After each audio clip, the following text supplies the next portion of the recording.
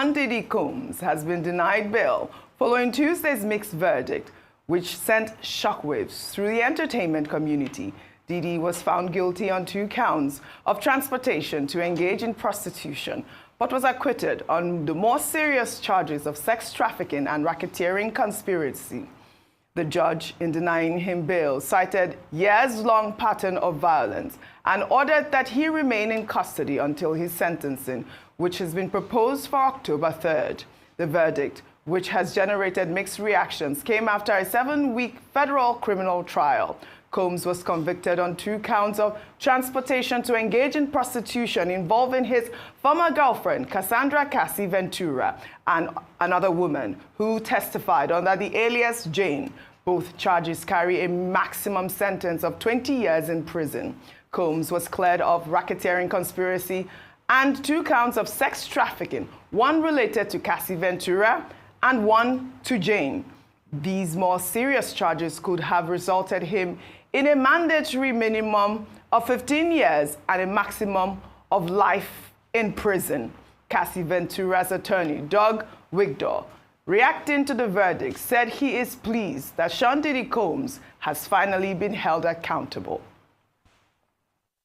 Well, I think there was a lot of mixed emotions in the courtroom, generally speaking.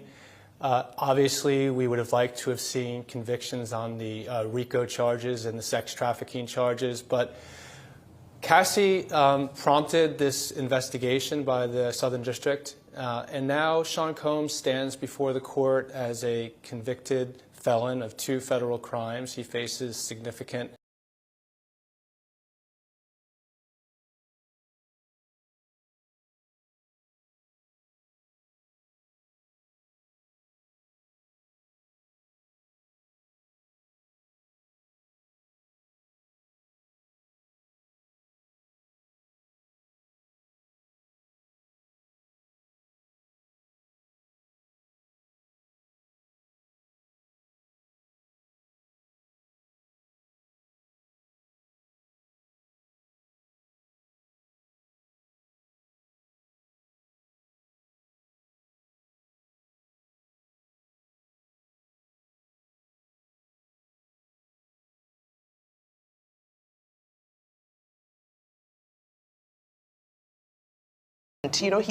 they had a contractual agreement. So all of those things blur the lines around consensuality and transaction.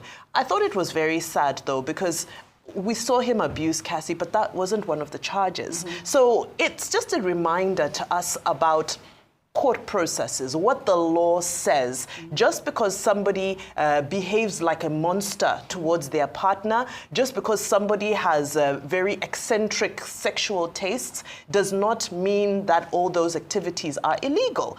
So I think that the other thing for me that I found strange is that I thought there would be many more witnesses to testify. Well, I believe that after this, he's facing a lot of civil charges. I think about 70 or even more women have come in. I mean, Cassie Ventura has ushered in another sort of Me Too movement, just the same way we saw in... RICO charges are big charges, yes. And they're not charges that you would have had with the type of case that the prosecution put forward. That's why I said I would have expected conspiracy, racketeering. Those are huge things. I expected so many more witnesses and testimonies. But, Well, I mean, he's going to face more charges eventually at the end of the day. But, I saw the reactions from even people that talked about how they've been to the parties that Diddy has held, and they didn't see any sort of abuse. He had a lot of supporters at the court as well, which I found very interesting as well, because of the sort of, allegations that we saw. We saw videos of Diddy actually hitting Cassie. Really, I think this is one of the reasons why he was denied bail, because of the history of violence. I don't know if you guys want to quickly touch on it before we move on. As regards supporters, there are going to be a lot of mindless, useless supporters for anything.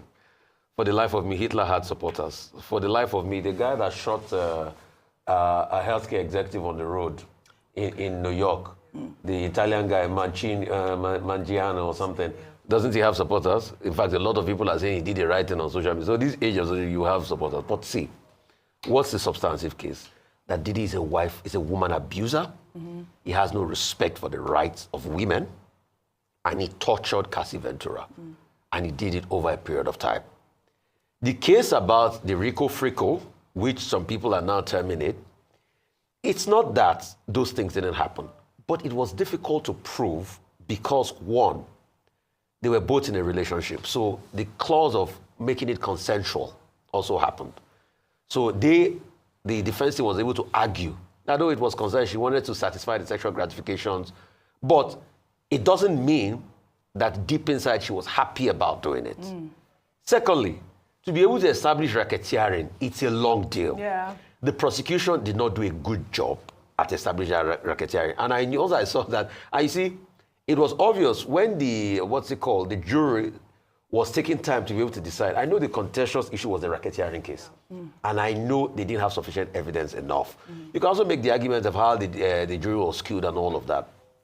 What is important is that we should condemn a society that abuses women, that abuses anybody in general. All right. And let's see when the prosecution will happen, how long it's going to be given in jail term, what's going to happen after this. Maybe there are going to be many more class action lawsuits that are going to come out of this. That has been that's just it. But for those that are celebrating, please, they shouldn't celebrate too much. Yeah. You are celebrating a proper misogynist. And please, for those that are making joke about the situation, Cassie might never recover from all of this. Yeah. Let's be sensitive to the plight of the women. She has done some therapy as well. He faces 20 years. Okay, 20 years. We cannot make a definitive statement about a jurisdiction that we are not familiar with. But we can be comfortable talking about lessons. Yeah, lessons. Now, Diddy, big music mogul, one of the richest in the world, this and that, and all of that. He rose to such a high height, and now he has become like a Sophoclean heroic tragedy who has fallen from grace to grass. I think that should be a lesson for people who are superstars, who are celebrities, that look, if you sustain your stardom, is what is important. After all, Sophocles tells us in the last line in Oedipus Rex that let no man call himself happy until he carries his happiness to the grave in peace. So it doesn't matter whether he's convicted for 1 year or for 2 years or 4 or 5 years, as his attorneys are asking for, or the maximum sentence of 10 years on each count, running into 20 years. The thing is that hereafter, his stardom will have been, redefined in terms of what has happened to him. The second lesson that we can also learn here has to do with the role of women, the place of women in society. You use the word Me Too, and all the people who have been coming out, now some men are coming out too, but the people whose names are out there is Jane, the anonymous one, and also Cassie Ventura, which means that women empowerment, the rights of women, is a universal thing that many jurisdictions are looking at. 3, there are many of Diddy's in Nigeria.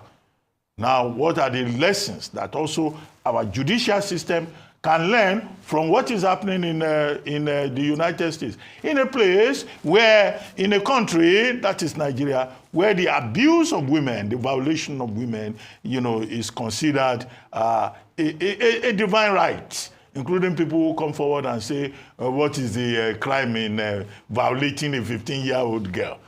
So it shows that we're behind time here. So those are some of the lessons that we can draw from this. The Judge Justice Arum Subramanian has ordered that the jury should continue to sit.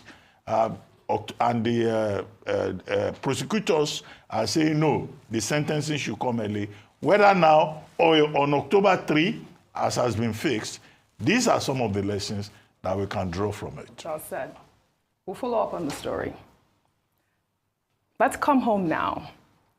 The new opposition coalition in Nigeria under the umbrella of the African Democratic Congress, ADC, unveiled at the Yaradua Center in Abuja on Tuesday, has been met with mixed reactions. The event, which saw the convergence of several prominent political figures, including Peter Obi, Atiku Abubakar, Rotimi Amechi, and Nasiru El Rufai, signaled a potential realignment of forces ahead of the 2027 general election. Rauf Arigbeshola took on interim leadership roles. The gathering aimed to present the ADC as the official platform for the new opposition coalition. Let's take some reactions. I'll take this from Festus Keyamo. He wrote a lengthy tweet, and I'll read it in part. He wrote, "What happened earlier today, that was yesterday, with the movement of the so-called coalition into the ADC is the greatest factor that has strengthened the APC ahead of the 2027 elections. Let me explain. By law, you cannot operate from or belong to two or multiple political parties. So it is safe to say that their open declaration for ADC today is a clear abandonment of their previous parties. In fact, belonging to two political parties is a ground for disqualification in an election. Therefore, the emergence of ADC as presently constituted marks the formal dismemberment of the PDP, hitherto Nigeria's strongest opposition party. Majority of the old guard in the PDP, who have apparently lost control of the party, have been pushed out of the party by the younger Turks within the PDP. That is why the gathering today was a conglomerate of former this and former that of the PDP. No matter how you look at it, this is just Atiku's faction of PDP in desperate search for the 2027 presidential ticket. Nothing more, nothing less. The person who the old cunning guards want to take for a ride in all of this is Peter Obi. They want his votes, but don't want to give him their presidential ticket because this is Atiku's show, Simplicita. That is why David Mark is the interim chairman. Those who know politics know what I am saying. But if you do not give Peter Obi the presidential ticket, you lose his supporters. It is as simple as that. And how can you make someone who won 2 regions in the last election, Southeast and South-South, a running mate to the person who won only by 1 region, Northeast?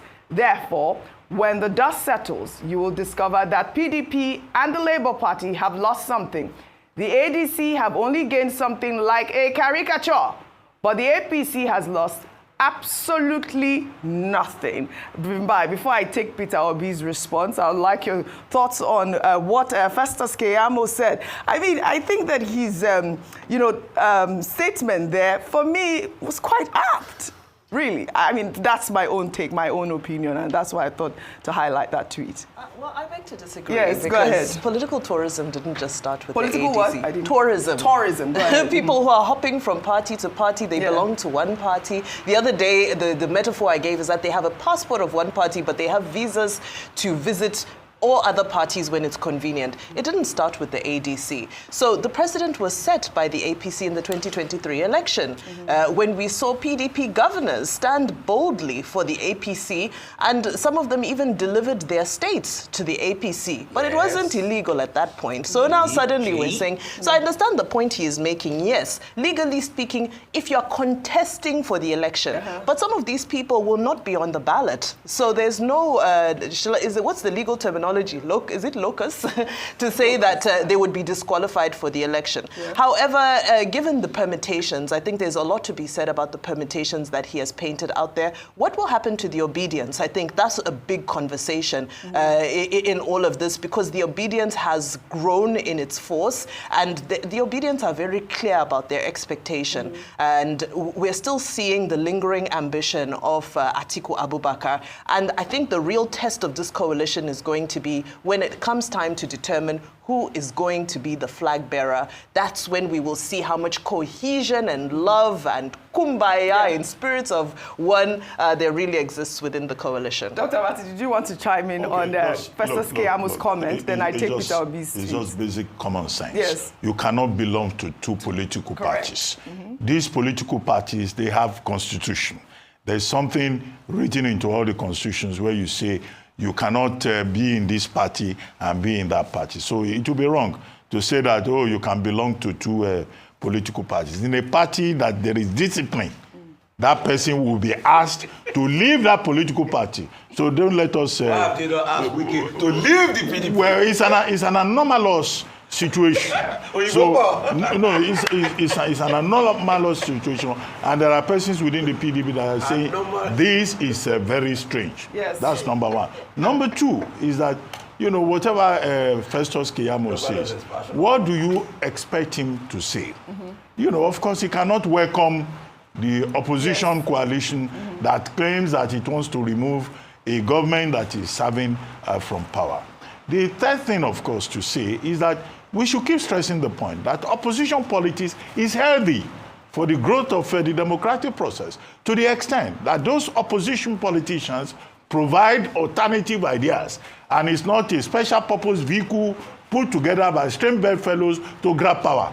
That is where the problem can be, where it is personal interest. Now, this is not the first time, I said this earlier on, that we have had coalition politics in Nigeria, or, alliances and all of that. After all, in 2018, even President Obasanjo led a group called the Coalition for CMI, Coalition for Saving Nigeria or whatever.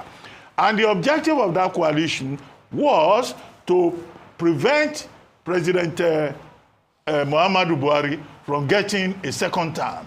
So a number of political parties, about 8 political parties, came together in May 2018, and they said they would stop Buhari. But how did it work out? By August, some people inside that ADC, they had moved away. It was this same ADC. Yeah. They went and formed their own new ADC. Of course, in 2019, President Muhammadu Buhari won the election. And that's why I said at the beginning of this program that what transpired yesterday and what is still going to happen, because this is just at once in one, is going to be a test of the wisdom, the political wisdom that is attributed to President Bola Ahmed Tinubu. Okay. Will he be the owner of the game, or will he find himself in a very difficult situation? But they must be concerned. And I do not think that the PDP is going to disappear, but it is weakened.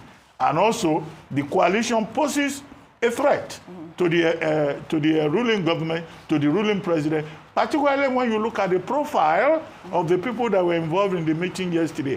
And more persons will still join. Yes. So the game is on. Okay. And, we keep watching, we keep seeing it, but the power of incumbency may work in President Tinubu's favor. But what he must not do is to try and close the door against democracy. All right, we're not done, Rufai. The game is on. Let me take reactions. There are more reactions from this. This is Peter Obi's post on X yesterday. He wrote, yesterday the coalition members formally adopted the African Democratic Congress, ADC, for the 2027 Nigeria general election, with distinguished Senator David Mark serving as the national chairman and His Excellency Ogbeni Rauf Aregbesola serving as the national secretary. Our commitment is to sacrifice and work together towards the 2027 general election, ensuring that Nigeria gets a competent, capable, and compassionate leadership that will prioritize the nation's future by putting the welfare of Nigerians first.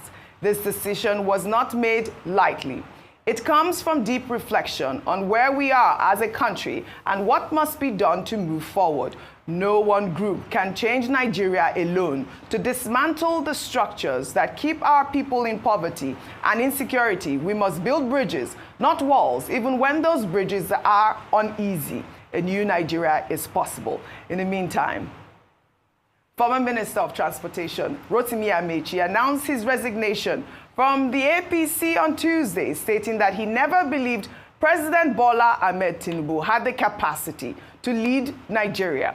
According to him, Tinubu has completely destroyed Nigeria with high inflation and economic hardship. He's quoted as saying, and I'll read his quote. If we can get that quote up. I cannot see from the prompter, so I'll just read from here. Hold on 1 second. Where is that quote? All right, he's quoted as saying, Nigeria is completely destroyed. People can't eat. There is no money to buy food. Everything is gone. Inflation is at its peak. and the federal government is busy going around trying to hijack the election. INEC is helping them to hijack the election. I left APC last night. I never attended one meeting. The last time they invited me, I won them because I won them in writing not to invite me to any meeting. I have never believed that Tinubu is a material to govern the country. I have never, because people now want Buhari to return. We see in Nigeria that when a new government takes over, it becomes worse than the previous government. People are asking for Buhari because things were better during Buhari's administration. Dollar was I think 460 naira or 500 and something. Well, he just quoted the high inflation at the point. But go ahead. Yeah, so let's bring out the facts. Because when politicians talk, they talk a lot. Let's bring it, the dollar rate to the naira rate, we know, was a lot better, during Buhari. But also, let's not also forget the fact that we took a lot of ways and means. So there was a lot of debts too that we needed to deal with. And the same ambition as things were better during Buhari. At some point, I think, things went at loggerheads, So people want Buhari back. People will clamor for, Buhari back because of the hardship that's going on. But, Dr. Abati, I think I put a finger on it. You see, when people want to say things against me, they say, oh, he studied animal science and everything. You see, my study of science, that gives me a better perspective of how Nigerian politicians behave. And I will tell you why. It's a theory in physics. As you said, anomalous. I remembered one theory called the anomalous expansion of water.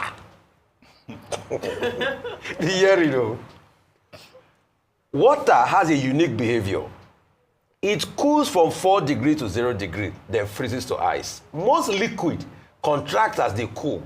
But when water reaches its maximum density at 4 degrees, then it expands as it gets colder, becoming less dense. This expansion is due to formation of crystalline structure, which bore molecules between when water freezes.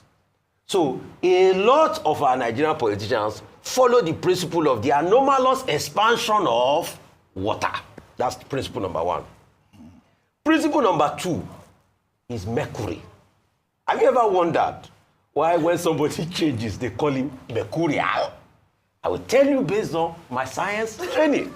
It's coming to good news today. Mercury is a metallic element, but it is liquid when it's at standard temperature and pressure. Standard temperature and pressure, room temperature is about 25 degrees centigrade. It is known as quicksilver. So, for all the politicians that are here and are there, you will know that they are mercurial in relation. So that's the answer to your question about how Wike can be a member of the PDP and serve with the APC government and because of katakata in the PDP. So Rufai, we are going to continue on the conversation. Politics, yes, not science. That's the explanation. Not chemistry. But we now go live to Abuja for the Minister of the Federal Capital